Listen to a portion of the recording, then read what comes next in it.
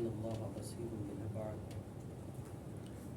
لا حول ولا قوة إلا بالله العلي العظيم أعوذ بالله السميع العليم من الشيطان الرجيم بسم الله الرحمن الرحيم ونعم الله ولي النصير رب اشرح لي صدري ويسر لي أمري واحلل عقدة من لساني آمين يا رب العالمين. بسم الله الرحمن الرحيم الحمد لله الذي اسمه دواء ورزقه شفاء الصلاة والسلام على عبده المصطفى بدر الدجى كهف الورى الذي دنا تدلى فقام قوسين وأدنى سيد الكونين إمام الحرمين جد الحسن والحسين أبي القاسم محمد اللهم صل على محمد وآل محمد وعلى أهل بيته الطيبين الطاهرين المعصومين المظلومين المنتجبين المنتخبين ولعنة الله على أعدائهم أجمعين من الآن إلى قيام يوم الدين. أما بعد فقد قال الله سبحانه وتعالى في الحق وأدخلني برحمتك في عبادك الصالحين. صلوات اللهم صل على محمد وآل محمد. حاضرین گرامی قدر، معزز سامعین، عزاداران سرکار سلطان کربلا،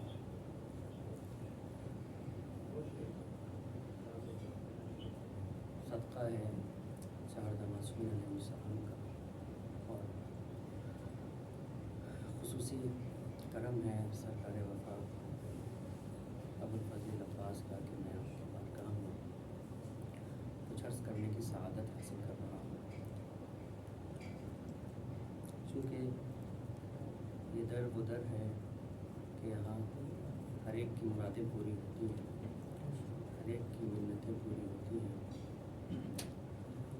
ہم جو کچھ اس در سے مانگتے ہیں ہمیں وہاں سے عطا ہوتا ہے. ہم جو کچھ اس در پہ طلب کرتے ہیں ہمیں خدا سے عطا ہوتا ہے. اور اس کی سب سے بڑی دلیل یہ ہے کہ 1400 برس سے در سرکار باب الحوائج پر غریبوں کا آنا، فقیروں کا آنا، حاجت مندوں کا آنا، ضرورت مندوں کا آنا اس بات کی دلیل ہے کہ شیر تو شان کٹائے فرات پہ سو رہا ہے مگر بہر عطا وہ اپنے ہاتھوں کا محتاج نہیں ہے. صلوات پڑھ دیں محمد. اللهم صل على محمد وآل محمد. میں نے قرآن مجید کی سورہ نمل کی 19ویں آیت کے جز کی تلاوت کا شرف حاصل کیا اور انشاءاللہ میرا ارادہ یہ ہے کہ آج کی گفتگو کا مرکز محور سرکار وفا کی ذات گرامی جناب سلیمان پیغمبر دعا کر رہے ہیں خدا کی بارگاہ میں، وادخلنی برحمتک فی عبادک الصالحین. خدایا اپنی خاص رحمت سے، اپنے لطف خاص سے مجھے اپنے صالح بندوں میں داخل کر دے. بڑی عجیب بات ہے. جناب سلیمان پیغمبر، سلیمان نبی خدا کی بارگاہ میں دعا کر رہے ہیں، خدایا اپنے لطف خاص سے، اپنی خاص رحمت کے ذریعے سے ادخلنی برحمتک فی عبادک الصالحین، اپنے صالح بندوں میں داخل کر دے. میں نے دست ادب کو جوڑ لیا، میں زیادہ تمہید کی طرف نہیں جانا چاہتا، میں جو عرض کرنا چاہتا ہوں ادھر آنا چاہتا ہوں. دست ادب کو جوڑا میں نے، یا نبی اللہ آپ پیغمبر خدا ہیں، آپ رسول ہیں، آپ نبی ہیں، آپ کائنات کے سب سے بڑے بادشاہ ہیں. آپ کی جناتوں پہ حکومت ہے، آپ کی حیوانوں پہ حکومت ہے، آپ کی انسانوں پہ حکومت ہے، آپ کی ہواؤں پہ حکومت ہے. اتنا بڑا بادشاہ کہ نہ ان سے پہلے اتنا بڑا کوئی بادشاہ تھا، نہ آج تک کوئی گزرا.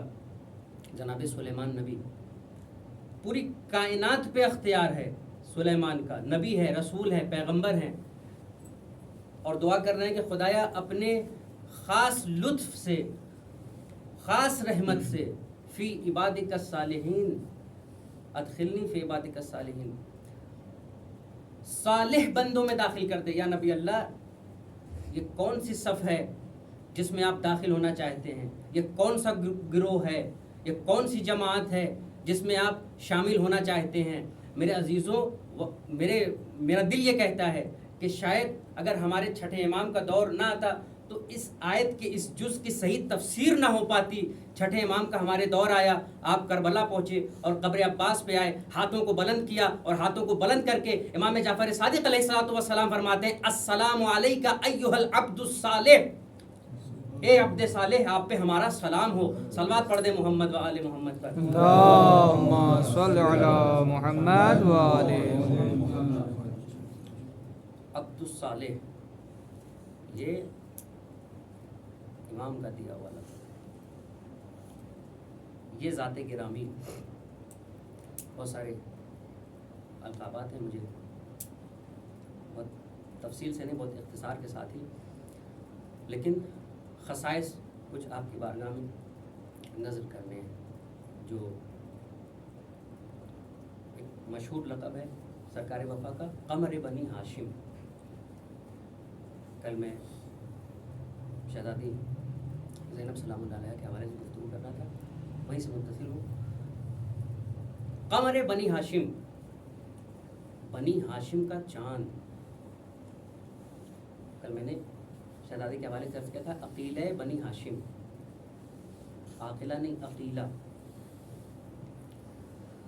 عقیلہ بنی ہاشم، اور یہ قمر بنی ہاشم ہے. میرے عزیزوں، کہیں ایک مرتبہ صلوات پڑھ دیں محمد ایک بلند ترین صلوات پڑھ لیں محمد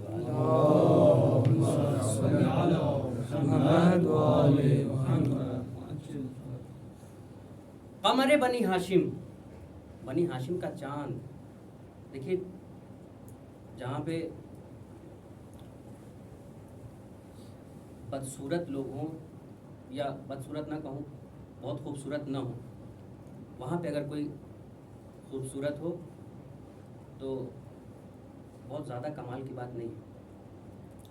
لیکن اس گھرانے میں قمر بنی ہاشم ہونا کہ جہاں پر حمزہ موجود ہیں، عقیل ہیں، جعفر ہیں، آپ جتنے نام لیتے جائیں واقعاً خود ذہن میں آپ کے ایک حسن پروان چڑھتا چلا جائے گا. آپ جتنے نام لے لیں بنی ہاشم کے گھرانے میں، تو اس گھرانے میں قمر بنی ہاشم، اور خود امام حسن علیہ الصلوۃ والسلام جیسی ذات گرامی موجود ہے، خود نام ہی حسن ہے. حسن اس حسن کو کہتے ہیں جو کبھی مدھم نہ پڑے.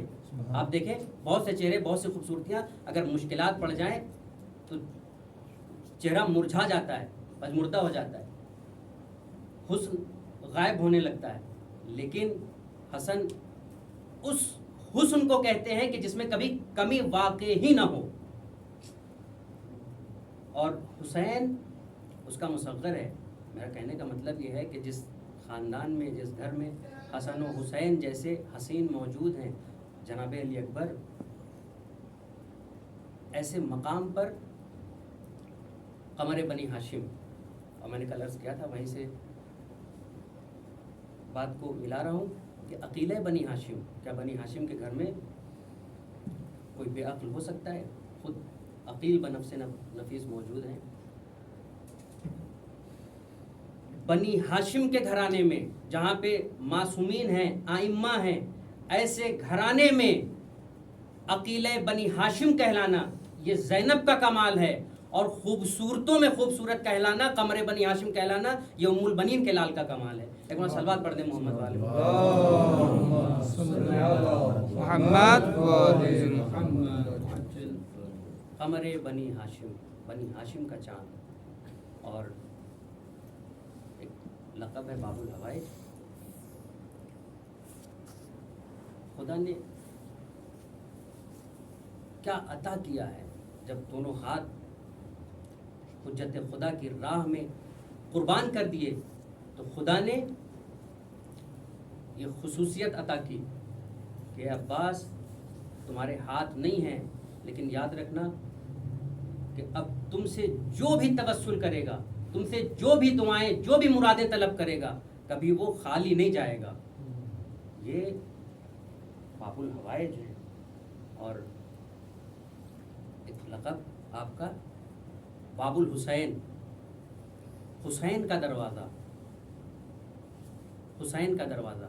بہت معروف حدیث ہے، ہم پڑھتے ہیں کہ انا مدینۃ العلم وعلی بابها، پیغمبر نے فرمایا میں علم کا دروازہ ہوں، اور میں علم کا شہر ہوں، اور علی اس کا دروازہ ہے۔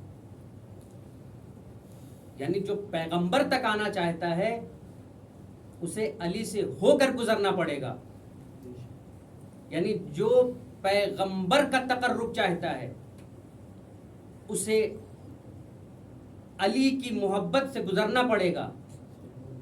وہی پیغمبر کا قریبی ہو سکتا ہے کہ جس کے دل میں علی ہو۔ پیغمبر یہ تو کہنا چاہتے ہیں میں شہر ہوں، علی اس کا دروازہ ہے، علی سے ہو کے گزرنا پڑے گا۔ جب تک علی سے ہو کے نہیں گزرو گے پیغمبر تک پہنچ ہی نہیں سکتے۔ تو جس طریقے سے پیغمبر تک پہنچنے کے لیے علی سے ہو کے گزرنا ضروری ہے، یا یوں کہوں کہ علی کی اجازت ضروری ہے، علی کا لطف ضروری ہے، اسی طریقے سے اگر کوئی امام حسین کا تقرب چاہتا ہے تو پہلے در عباس پہ پیشانی خم کرنی پڑے گی۔ صلوات پڑھ دیں محمد و آل محمد۔ اللہم صلی علی محمد و آل محمد۔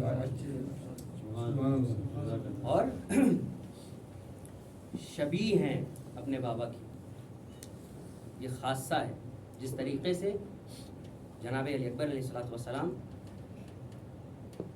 رسول اکرم کی شبیہ تھے، ویسے ہی ہو بہو مولا عباس شبیہ ہیں۔ اور تاریخ میں شبیہ بھی نہیں بلکہ اشبہ کا لفظ استعمال ہوا ہے۔ شبیہ اور اشبہ میں فرق ہے۔ شبیہ اسے کہتے ہیں کہ جو بالکل ایک جیسا ہو، مثلا آپ اگر شبیہ کو دیکھ لیں تو اصل کی طرف آپ متوجہ ہو جائیں گے، لیکن اشبہ اسے کہتے ہیں کہ انسان دھوکہ کھا جائے کہ یہ اصل ہے یا اس کی شبیہ ہے، یہ اشبہ ہے۔ اور یہی ہوا، آپ دیکھ لیں جنگ صفین میں جب مولا کائنات سے اجازت لیا، اور اجازت لینے کے بعد میدان میں آئے، دستور یہ ہے اس انداز سے آئے کہ بابا کے گھوڑے پہ سوار ہیں، بابا کی زرہ پہنا ہوا ہے، اور بیت الحنف کو باز کیا اور چہرے پہ لپیٹ لیا۔ اور جب میدان میں آئے، اور لوگ علی کی شجاعت سے واقف ہیں، جنگ صفین ہے، علی نے بہت ساری جنگیں لڑی ہیں، لوگوں نے دیکھی ہے، علی کو لوگ جانتے ہیں، پہچانتے ہیں، لیکن جب اور مولا عباس کا سن 13 برس ہے، مجھ سے بہتر جانتے ہیں آپ، 13 برس کے سن میں بابا کی زرہ زیب تن کیے ہوئے ہیں، بابا کے گھوڑے پہ سوار ہیں، اور جب جنگ کے میدان میں آئے اور حملہ کرنا شروع کیا تو لشکر میں کوہرام برپا ہو گیا۔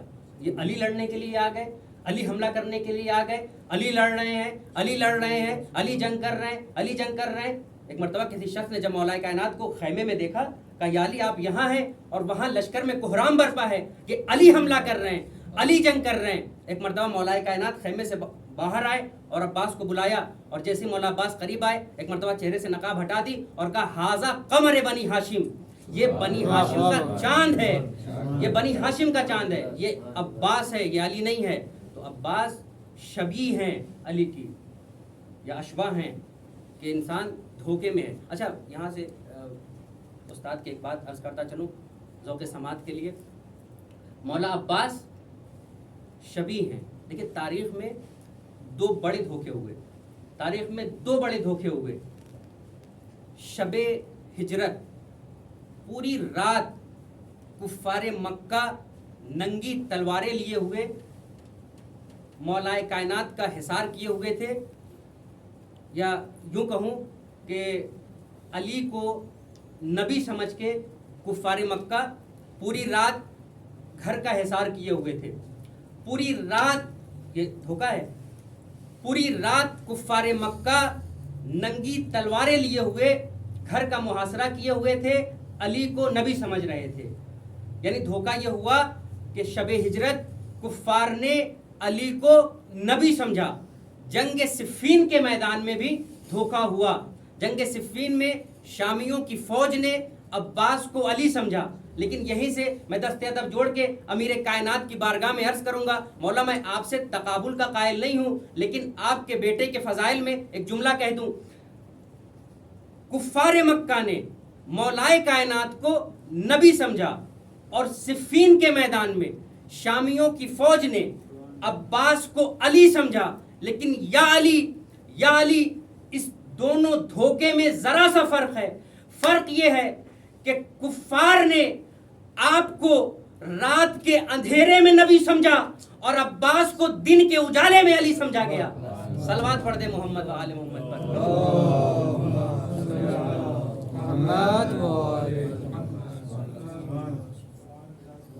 अली को नबी समझा गया रात के अंधेरे में और अब्बास को अली समझा गया दिन के उजाले में।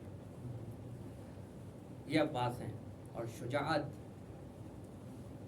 और मारिफत 2 या 3 साल का सीन है। बाबा के जानू पे बैठे हुए, बाबा तू ही खूनी, आप मुझसे मोहब्बत करते हैं? हाँ मेरे लाल। फौरन सवाल कर लिया, बाबा अल्लाह का कल्बान, क्या आपको 2 दिल है? अमीर कायनात जानू पे मौला अब्बास कमसीन है, छोटे हैं। बाबा आपको 2 दिल है, आप मुझसे मोहब्बत करते हैं? हाँ मेरे लाल, हम आपसे मोहब्बत करते हैं। बाबा क्या आपको 2 दिल है? कहा नहीं। पेशानी का बोसा लिया और कहा नहीं अब्बास, 2 दिल नहीं है। कहा बाबा फिर कैसे मुमकिन है कि एक ही दिल में अल्लाह की भी मोहब्बत हो और गैरुल्लाह की भी मोहब्बत हो? कमसीन है। एक मर्तबा अली ने बेटे की पेशानी को चूमा और कहते हैं अब्बास, खुदा की मोहब्बत के पहलू में तुम्हारी मोहब्बत है। ये मंजिल है, ये मकाम है सरकार वफा का। और शुजाअत के क्या कहने, अर्ज करूं, जनाबे मुख्तार सक़फ़ी जब इन्होंने क़याम खूने इंतकाम हुसैन की मुहिम छेड़ी और जब इनके कारवान में इनके साथ इब्राहिम इब्ने मालिक अश्तर आके शामिल हुए, तो ख़ुद मालिक अश्तर से, इब्राहिम इब्ने मालिक अश्तर से जनाब मुख्तार ने पूछा, जिस तरीके से मालिक अश्तर मौला कायनात के दोस्तों में से थे, वैसे इब्राहिम इब्ने मालिक अश्तर मौला अब्बास के दोस्तों में से थे। मुख्तार इब्राहिम से कहते हैं कि इब्राहिम, तुम अब्बास के बचपन के साथियों में से हो, अब्बास की शुजाअत का कोई मंजर बयान करो। ये अरब का दस्तूर था कि पहलवानों के सामने बड़े बड़े पहलवानों का जिक्र करते थे ताकि जोश शुजाअत में इजाफा हो।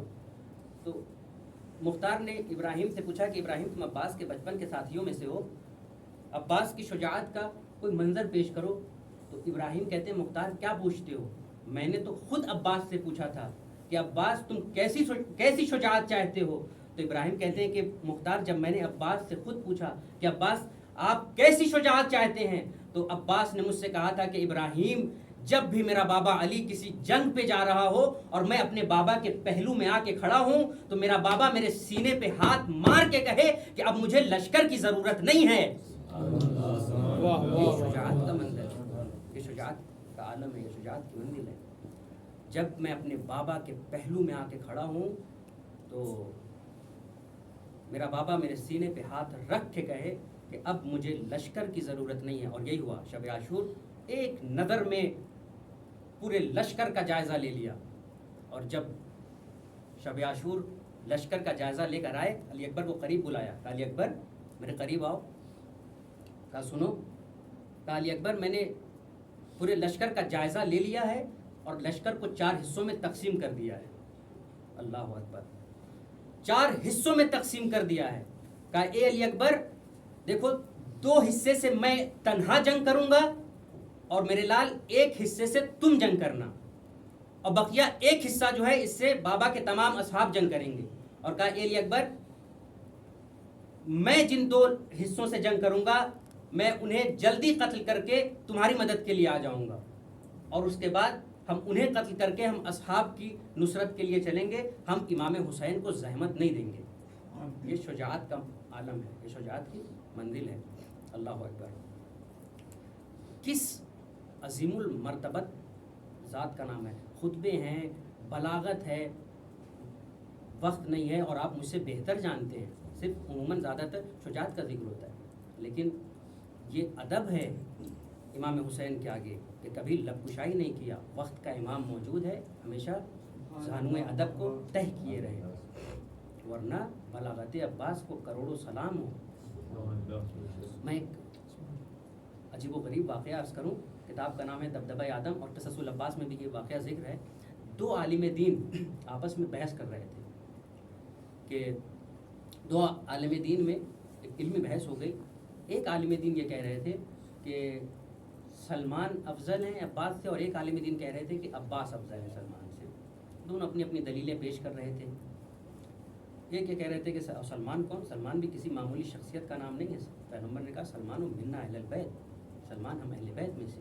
2 عالم دین آپس میں اپنے اپنے علمی معیار کے حساب سے بحث ہو گئی، دلیلیں دے رہے تھے، لیکن بغیر نتیجے کے بعد ختم ہو گئی۔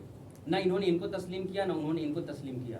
صاحب قصص العباس اور صاحب دبدبہ آدم کتاب لکھتے ہیں کہ بغیر نتیجے کے بعد ختم ہو گئی، نہ انہوں نے اس کو تسلیم کیا، نہ انہوں نے اس کو تسلیم کیا۔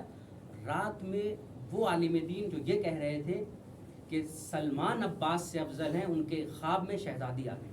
اللہ اکبر! ان کے خواب میں شہزادی آ گئی، اور عجیب جملہ ہے، ان کے خواب میں شہزادیاں، اور کہا کہ اے عالم دین تم یہ سمجھتے ہو کہ سلمان میرے بیٹے عباس سے افضل ہیں؟ اب جو جملہ ہے قیامت کا جملہ ہے، کہا تم یہ سمجھتے ہو کہ سلمان میرے بیٹے عباس سے افضل ہیں؟ کہا سنو، میرا بیٹا عباس وہ ہے کہ اگر سارے عالم پہ ایک نظر ڈال دے تو ایک نظر میں سب کو سلمان بنا دے۔ عباس کی منظر، یا یہیں سے استفادہ کروں اور ایک جملہ کہہ دوں کہ اب جسے بھی چاہت ہو سلمان بننے کی، وہ در عباس پہ بیٹھ جائے، صلوات پڑھ دے محمد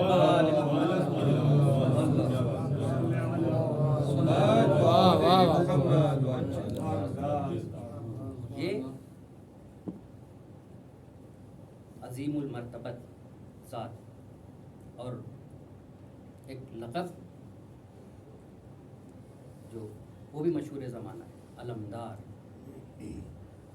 پرچم حق حضرت آدم سے بلند ہوا، نبیوں سے ہوتا ہوا پیغمبر تک آیا، اور پیغمبر نے خیبر کے میدان میں اعلان بھی کیا، حیدر کو علم عطا کیا گیا، میرے مولا کو علم عطا کیا گیا، لیکن یہ لقب میرے مولا سے بھی مخصوص نہیں ہوا، لیکن میرے مولا عباس نے اس پرچم حق کو ہاتھوں کے کٹنے کے باوجود اتنا بلند کیا کہ یہ علمدار کا لقب نہ کسی نبی سے مخصوص ہو سکا، نہ کسی امام سے مخصوص ہوا، یہ مخصوص ہے تو حسین کے بھائی عباس سے مخصوص ہے۔ عباس آج بھی علمدار ہے، علمدار کا لفظ آیا اور تصور عباس کی طرف منتقل ہو گیا۔ میرے عزیزو، عباس حسین کا بھائی، آپ سنتے رہتے ہیں وہ واقعہ جو ایک شاعر، عربی شاعر جب شعر لکھ رہا تھا تو اس نے مصرع لکھا کہ روز عاشوراء حسین عباس کی پناہ میں تھے، اور اس کے بعد دوسرا مصرع نہیں لکھا اس نے۔ وہ سوچنے لگ گیا کہ شاید مجھ سے جسارت ہو گئی، اس لیے کہ حسین معصوم ہیں، منصوص من اللہ ہیں،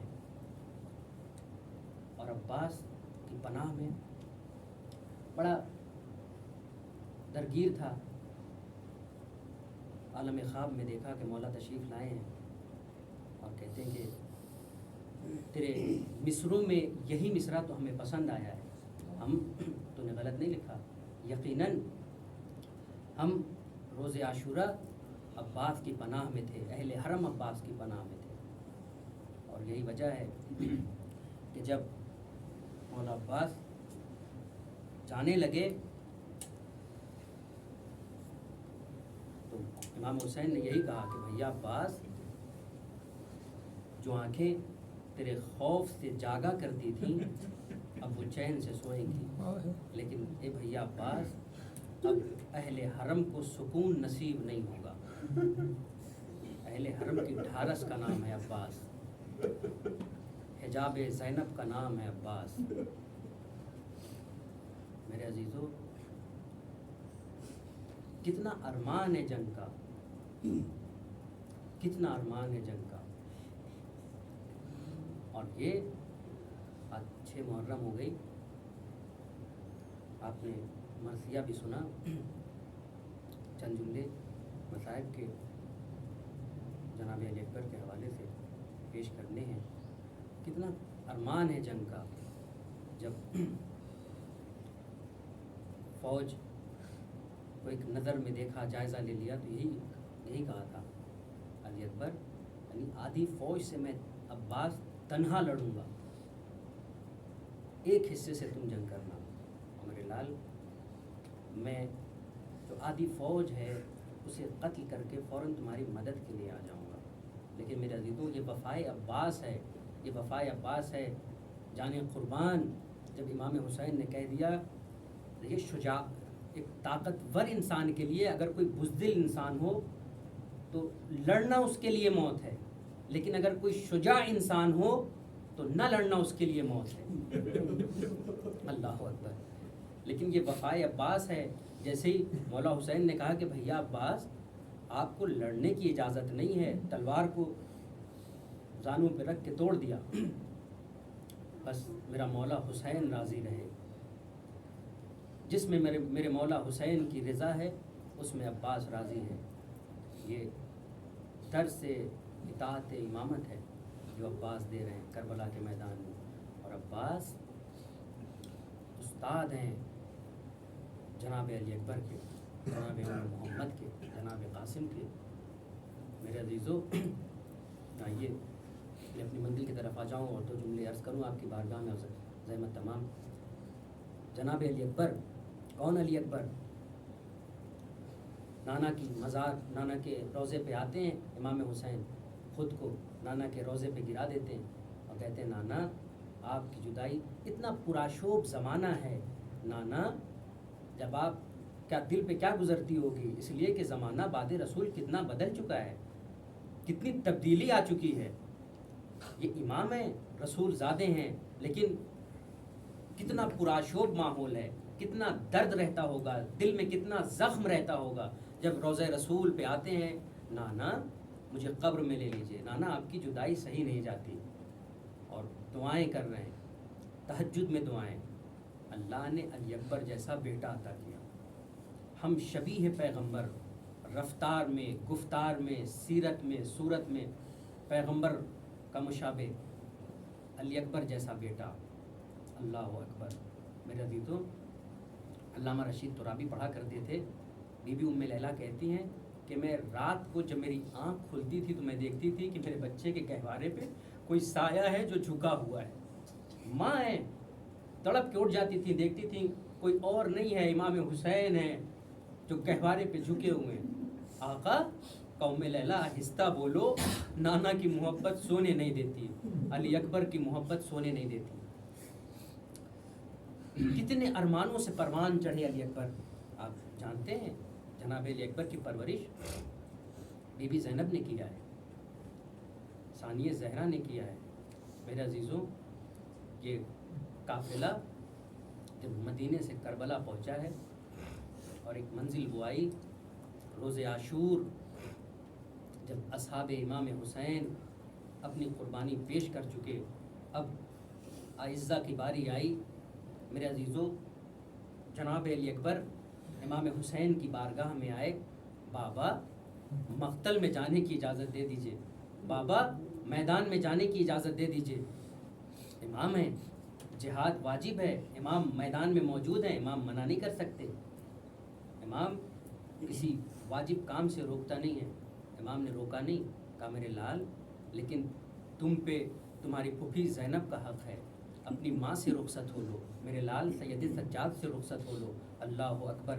ایک مرتبہ بھائی کے خیمے میں آئے امام سجاد، ایک چٹائی پہ غشی کے عالم میں تھے۔ آنے کے بعد بھائی کے ہاتھوں کو بوسہ دینا شروع کیا، آنکھوں سے زار و قطار آنسو رواں تھے۔ ایک مرتبہ سید سجاد نے آنکھوں کو کھولا، اے بھائی خیریت تو ہے، اس قدر ہاتھوں کو بوسہ دے رہے ہیں، اس قدر پیشانی کو بوسہ دے رہے ہیں؟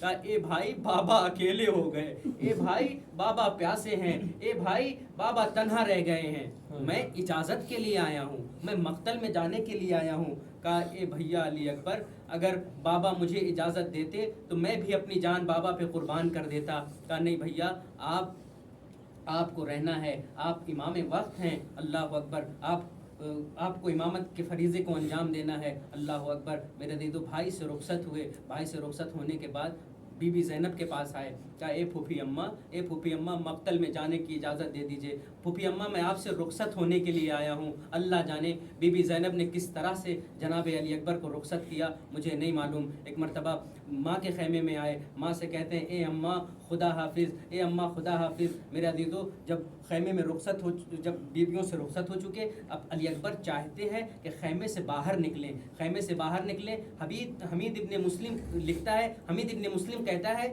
کہ ہم نے دیکھا کہ یہ خوبصورت جوان جب بھی خیمے سے نکلتا ہے، ایک مرتبہ خیمے کا پردہ اٹھتا ہے، پھر پردہ گر جاتا ہے، پردہ اٹھتا ہے، پھر پردہ گر جاتا ہے۔ وہ کہتا ہے ہم نے امام حسین سے پوچھا کہ مولا کون ہے؟ کہا یہ میرا بیٹا علی اکبر ہے جو نکلنا چاہتا ہے۔ جب بھی علی اکبر نکلنا چاہتے تھے خیمے سے، کبھی بہنیں لپٹ جاتی تھیں، کبھی ماں لپٹ جاتی تھی، کبھی پھوپھیاں لپٹ جاتی تھیں۔ میرے عزیزو، علی اکبر خیمے سے اس طرح نکلے، آپ نے دیکھا ہوگا جب کسی گھر سے جب کوئی جنازہ دفن ہونے کے لیے نکلتا ہے، اور جب آخری مرتبہ جب گھر سے یہ جنازہ دفن ہونے کے لیے نکلتا ہے، اور گھر کی عورتیں کس طرح سے سر و سینے کو پیٹتی ہیں، کس طرح سے شور و شین کرتی ہیں، میرے عزیزو اسی کیفیت میں علی اکبر خیمے سے باہر نکلے، شبیہ پیغمبر ہیں۔ ایک مرتبہ خیمے سے رخصت ہونے کے بعد امام حسین کی بارگاہ میں آئے، میرے عزیزو امام حسین کے پاس آئے، امام حسین نے نانا کے امامے کو باندھا، علی اکبر دو زانو ہو کر بیٹھ گئے، نانا کے امامے کو باندھنے کے بعد علی اکبر کو خود سوار کیا، خود سوار کرنے کے بعد امام حسین فرماتے ہیں اے میرے لال علی اکبر جاؤ خدا حافظ، لیکن اے میرے لال اتنا کرنا کہ جب تک سامنا ہوتا رہے مجھے مڑ مڑ کے دیکھتے رہنا، تاکہ میں نانا کی زیارت کرتا رہوں، تاکہ آخری وقت تک میں نانا کے چہرے کی زیارت کرتا رہوں۔ میرا دیدو تاریخ نے لکھا کہ علی اکبر چلے، جناب علی اکبر چلے، جب جناب علی اکبر مقتل کی طرف بڑھنے لگے، امام حسین علی اکبر کو دیکھ رہے تھے، آہستہ آہستہ بڑھ رہے تھے، آہستہ آہستہ علی اکبر کے پیچھے بڑھ رہے تھے، اور جناب علی اکبر مڑ مڑ کے پیچھے دیکھ رہے تھے۔ لیکن میرا دیدو جب ایک دوری ہو گئی اور علی اکبر کچھ دور ہو گئے، تو میرا دیدو باپ کو بیٹے کی محبت نے مجبور کیا یا نانا کی صورت نے مجبور کیا۔ ایک مرتبہ امام حسین نے دوڑنا شروع کیا، جوان بیٹا گھوڑے پہ تھا اور ضعیف باپ پیدل دوڑ رہا تھا بیٹے کے گھوڑے کے پیچھے پیچھے۔ جیسے ہی علی اکبر نے پیچھے مڑ کے دیکھا تو کیا دیکھا کہ ضعیف باپ ٹھوکر کھا کے زمین پہ گر گیا ہے۔ ایک مرتبہ علی اکبر گھوڑے سے اترے، باپ کے پاس آئے، بابا آپ نے تو رخصت کر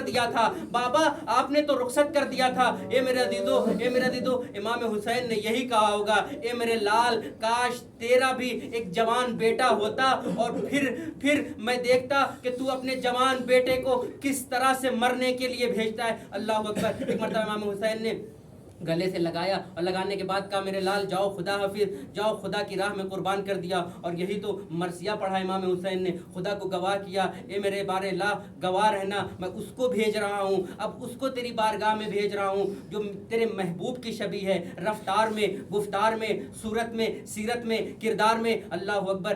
واپس آنے کے بعد ایک اونچے مقام پر امام حسین کھڑے ہو گئے، تاکہ علی اکبر کی جنگ کا مشاہدہ کر سکیں،